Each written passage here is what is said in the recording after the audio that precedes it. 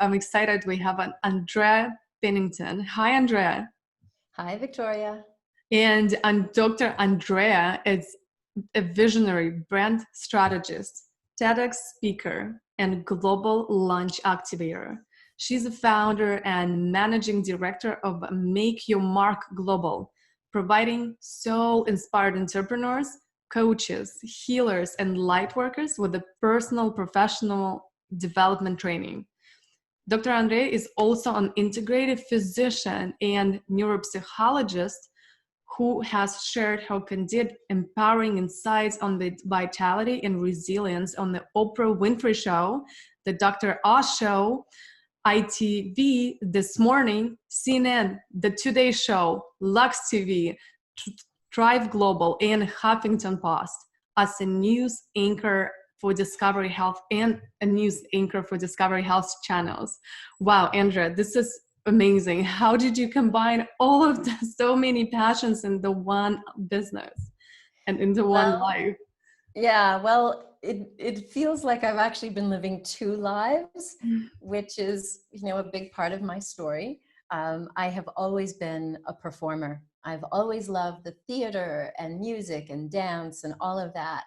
And a lot of my childhood was spent doing those things. But my mother is also a physician, and I wanted to be a doctor like her. So at university, I had to make this decision. Do I go and pursue theater in New York, or do I go to med school? And somehow I thought, oh, being a doctor is more noble and it'll be a better, contribution to the world. And I loved being a pre-med student. I was studying biology and chemistry. So I decided to go to medical school, and I just figured I would do all my artsy stuff on the side. But when I got to medical school, it was so intense that I had no time for arts or music. And that was the first time I experienced a really deep, dark depression. I felt like, it was such a competitive environment. There were so many other brilliant students and such a huge volume of material that I was really struggling. And I went to see the student health doctor and just confessed. I was like, give me antidepressants, give me something. I'm not going to make it through. I'm going to fail out of med school. Mm-hmm. And it was interesting because she remembered me from my interview. And she remembered that I play classical piano. And the craziest thing, Viktoriia, was before she gave me any prescription or any health tips, she asked me, how often are you playing piano now? And I was like, not at all. Like, who has time for that? The first thing that she said to me was, well, why don't you play for 30 minutes a day? And I looked at her like she was freaking crazy. I'm like, no. And she said, okay, 30 minutes a week. And this was the first person that actually encouraged me, even though I was this busy student doctor and all of that. She encouraged me to focus on the things that bring me joy, that light me up, that give me that sense of relief and actually put me into the flow state. And believe it or not, I believe that music saved my life because the antidepressants didn't do much for me. When I left medical school and went to Georgetown University Hospital for my residency, it was again this very intense environment. And there came a moment where I was like, this is not fun. And I felt like I was so constricted and put into this little box. I wasn't fully living. And that was, again, this moment where I had depression and anxiety. And at that time, this was before WebMD, before any health information was online, I got recruited by a health information company. And this was the first time I got to bring my creative background and my health background together. And we started to create videos and animations that went on the internet and went into these little kiosks in doctors' offices. And that was when my entrepreneurial fire was just lit. It was this amazing opportunity to work in the startup space. This was, we called it e-health back then. It was like the first of its kind. And that was the first time that I realized, wow, I can bring my creative passion along with my nerdy passion for health and science all into one. And that was the first time that I really realized that this entrepreneurial streak that I can like trace back to childhood, it was real and it was profitable. And so over the course of the years, I got recruited. As you mentioned in the intro, I was the medical director for Discovery Health Channel, which has become the Oprah Winfrey Network. And at Discovery, I hosted my own show. I anchored the news. I was hosting and working on documentary films.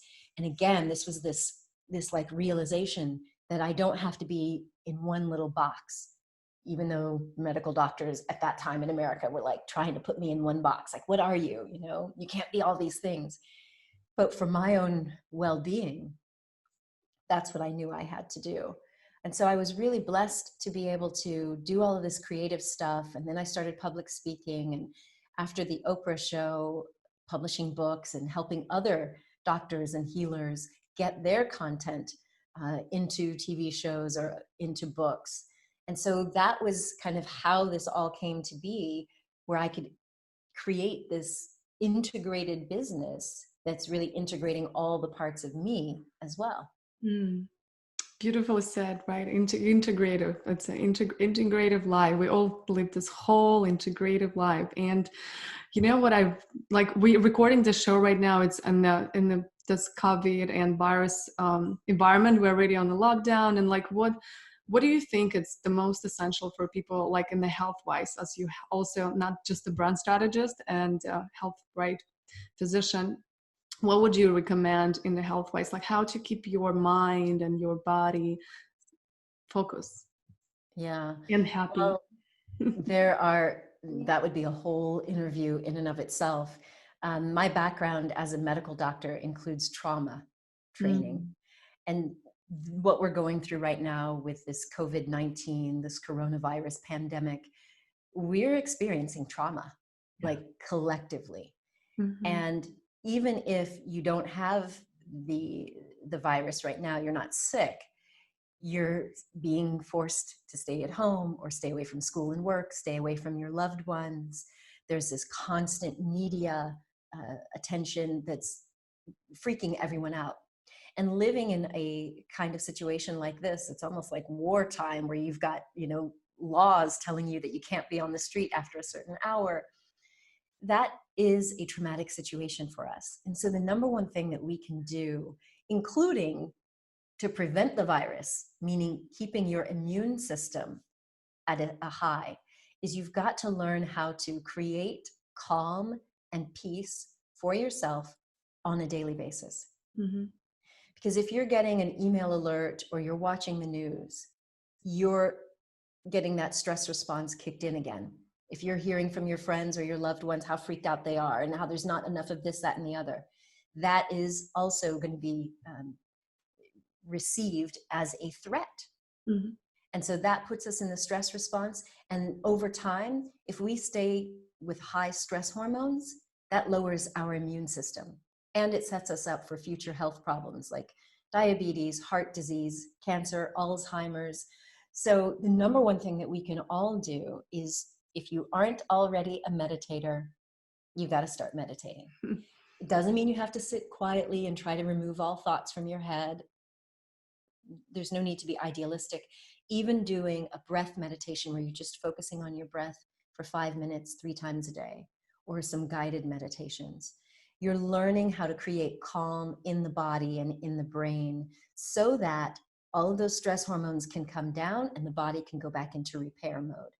So that's the number one thing I can recommend, is several times a day, take a pause, turn off any, scary stuff, and stay tuned in to your body and create that sense of safety. And I have a ton of online guided meditations for free that can help you do exactly that. Where can listeners go and learn about meditations or get the meditations, would you say? Just visit my website, andreapennington.com. All of them are there for free. You'll find a ton of resources on building resilience as an entrepreneur, as a student, as a parent, whatever. They're all there for free. Well, thank you so much. Thank you, Andrea, for putting this out for free. And yeah, I just been listening to a book this morning, and it was also the chapter on meditation, and it's just tremendously changed my life 3 years ago when in New York, like you said, you were just too much information, too much of the things to do, like never time to rest. And since I started meditate, like every day, it was 5 minutes, then it started to be like 15 minutes in the morning, like not negotiable. Yeah. It's just a part of a routine. Like, yeah, so life, the nerves come down and the life goes more in the flow. Yeah. I love it. And how did you become a brand strategist? Like, what is it important for you to create those brands and authentic brand, personal brands? Well, the thing for me was while I was at Discovery Channel, after I had my own show and I was hosting documentaries, as the medical director, I started to oversee other people's shows. And we would create their websites for them, to accompany their documentaries. And it was part of my role to understand their brand. Like, who are they? Beyond the TV show, like, how can we bring their personality alive through their website and all of these sorts of things? And so it was just a part of my natural work, which, with my psychology background and creative background, it was easy. What became interesting was when I moved to Europe, and a lot of people here, I'm in France and I was working in Monte Carlo. I was teaching brand strategy and corporate brand management at the University of Monaco. And so a lot of people were asking me, oh, well, how do I build a brand? And I want to get on TV, and I'm like the next insert famous person here. I'm the next Tony Robbins. I'm the next Oprah. And it was like, oh, you're trying to be a copycat. No, no, no, no, no, no, no. I have seen people crash and burn by trying to be somebody else, and it's not sustainable. I mean, I noticed it in my own career when in the very beginning, I was just a doc in the box. I was reporting the health news. I was doing everything just sort of very basic, but that wasn't fulfilling to me. And eventually I had to kill off my first Dr. Andrea brand and rebrand as my authentic self. And so it happened just sort of naturally. And I literally felt bad for people who were trying to create copycat brands, because the number one thing is, if you're going to create a business based on your personality, it better be the real you. Otherwise, it's not sustainable. It's not fun. I can tell you from experience, it's not fun to be recognized in the street as this image that isn't really you. And that's what happened in my case. Mm-hmm. So what is a system, or there's any questions to ask yourself to like really get this authentic why, and like what is it? How do we build a brand? Well, I have an entire process, an authentic branding boot camp. But one of the very first things that we do is something called the MVPs cubed. So your MVPs. Now in sports, we think of that as the most valuable person. In my branding system, what we talk about is your mission, your vision, and your personality or your passion. And so what I ask you to do is really think, if I came to this planet as a soul on a mission, what would that mission be? Now, it may change. In the beginning part of your life, it's going to be different than midlife and at the end of life. But right here, right now, what sort of mission could you say you're on that really lights you up? And the V stands for values. Like, what do you truly value in life? And for millennials, this is kind of an easy thing. Whereas people in my generation, they're like, they've been so used to being conformists, like doing what other people say and checking to see how they compare to someone else, that it's taken some people a lot of work to figure out, well, what do I value? What really matters to me? But once you get a clear understanding of like, I value freedom, I value authenticity and integrity, I value creative expression, I value abundance for all. Once I was clear on my values, then I could start to create a vision. So the other V in that MVP is vision. Like, what would be a vision for your life? So you're creating a brand and an image, and that's really what it is. It's this idea of who you are that will hopefully last in someone else's mind, right? In your ideal customer's mind. But you need to create a vision of, what will my life look like if I'm operating in this business as my authentic self. So what does my daily schedule look like? Like you just mentioned, meditation is non-negotiable. So then you would even be looking at your lifestyle based on what time do you wake up? What is your morning routine? Do you work from home? Are you out in an office? Are you the boss or are you a team member? Like you really have got to have this clear vision, because just because you're becoming a personal brand doesn't mean you have to be an entrepreneur. You can still develop your own brand while working for someone else. And that's what leads to that sustainability and keeping you on as an employee. So there is this whole process of going through your mission, your message, your vision, your values, and really staying true to your personality. Because this authenticity thing, I know it's a buzzword, you know, I've been using it for years, mainly because when you try to be something that you're not, it's not sustainable. Wonderful. What I see that you have also 5 stages of growth. Like, what is the 5 stages of growth you take the heart-centered entrepreneurs? Yeah, well, for me, my niche, if you will, my specialty is taking people into the global marketplace. So taking people who've had some sort of success in their home country and then helping them break out internationally and then even going globally. And from my time at Discovery Channel and working with other brands, what I've noticed is there are 5 stages. The first stage is something that we refer to as the call. It's a calling. It's when you first feel that little nudge or that tingle that something is pulling you to a different way of being. It could be a new business. It could be actually shifting to a whole new area of focus. So when the call comes, that's the first stage of launching a successful business. And that's the stage when I suggest you really create a vision. Like you may not know what it's going to look like. Am I going to switch jobs? Am I going to switch majors at school? Am I going to become an entrepreneur? But that's when you start to tune into a vision. Like, what would my life be like if I took that step? So that's stage 1. The second stage is what I call the positioning stage. And that's where you develop your brand platform. So you go through all of this sort of interior work, looking at your own philosophy and all of that stuff. And then you create written statements about who you are and what you stand for. That's when you would launch a website, but being very, very conscious to choose the fonts, the colors, the imagery, everything that reflects who you are so that people are picking up on that energy or that vibe of you from right off the bat. So in that second stage, the positioning stage, that's when you create that brand platform. And that's essential before you move into stage 3, which is the presentation stage. In the presentation stage, now that you've got that firm foundation and you're clear on who you are, what you stand for, the type of person that you're ideally suited to work with or to serve, then you can present yourself to the world. And that's when I suggest you develop things like a TED Talk or your first book, or you're starting to share content online that's all about presenting who you are and what you stand for. What's your unique take on the area of expertise that you're in? Stage 4 is what we call the promotion stage. And it's sometimes hard for people to accept that it's stage 4. Like I get a lot of people who come to me and say, oh, how do I get on the Oprah Winfrey Network? I've got an idea. And you're not ready to go there until you've done the previous stages.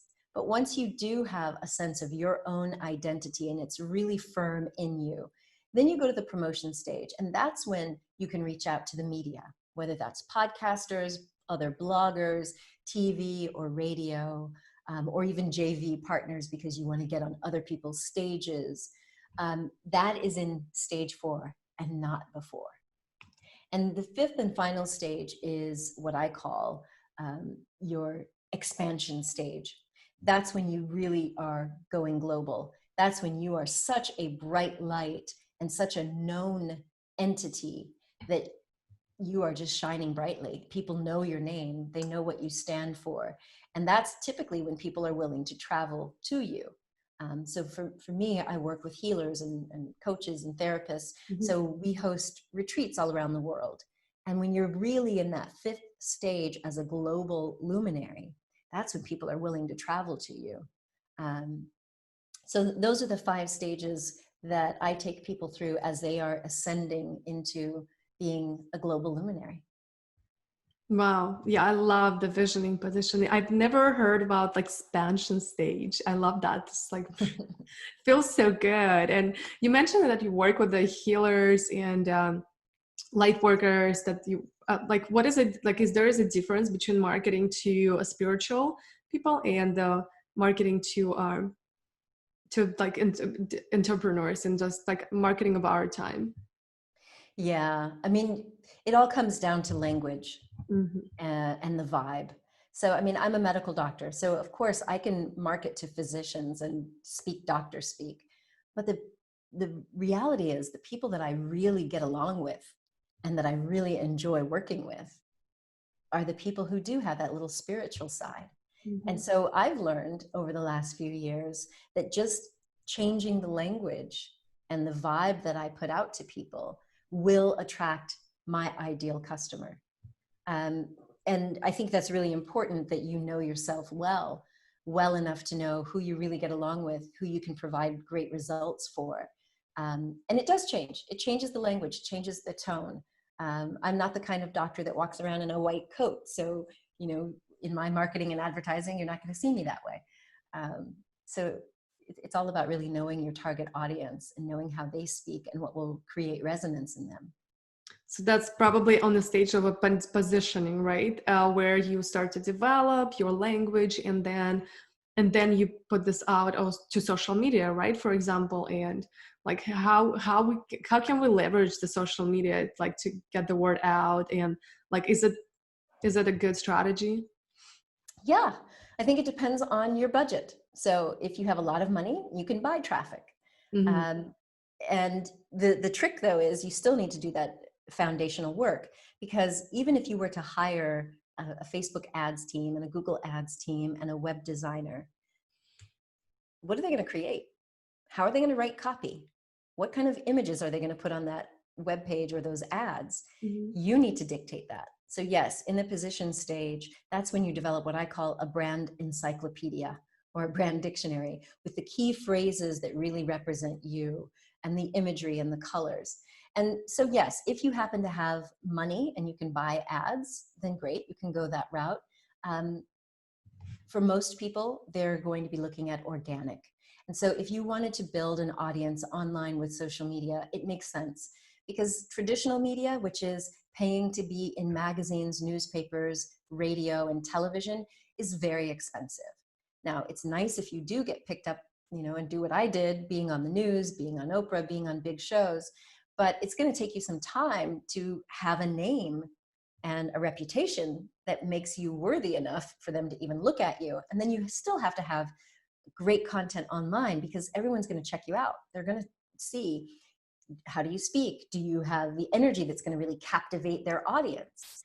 So the best thing for you to do is to create lots of content, written content, video content, audio content, finding your own sweet spot. You know, here we are in 2020 right now, video is the way to go. Mm-hmm. Whether you're on Instagram or you're on Facebook or you're on TikTok, those are the places to be. And providing video content that can show who you are, what you stand for, and what you're all about is definitely the way to go. I'm so curious on how do you pick colors and fonts? You mentioned this about, right, the website, and like you get to choose it. Like, how do you choose this? Like, is there any way for, right, people who just want to like start a business to do it on their own, or it's better to like hire a big team and create this for them? Or before you hire anyone, I would do it for yourself. And it's just a matter of finding out what colors like make you feel the way you want your customer to feel.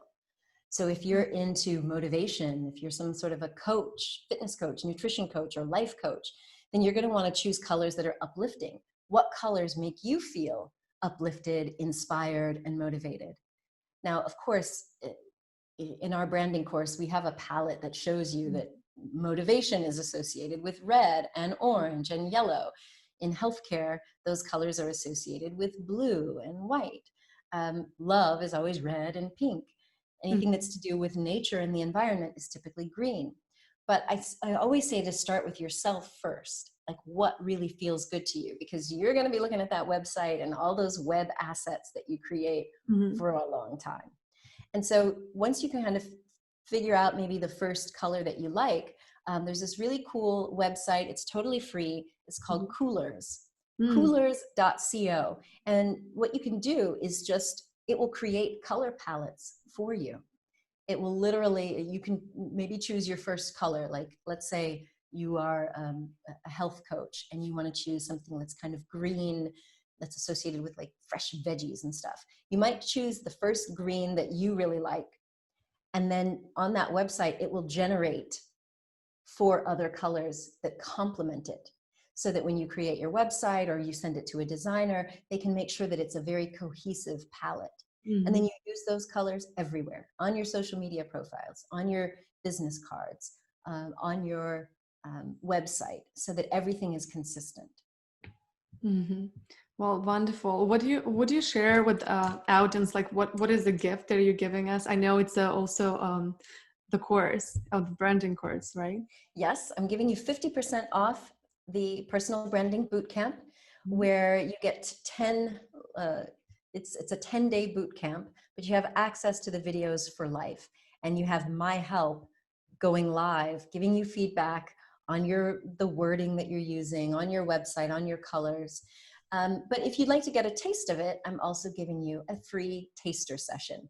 So you can come on with me live and get a sense for how I teach, how the videos are structured, and even get feedback on what you should be focusing on with your current brand, or getting clarity on like, what should you even focus on if you're going to start a business?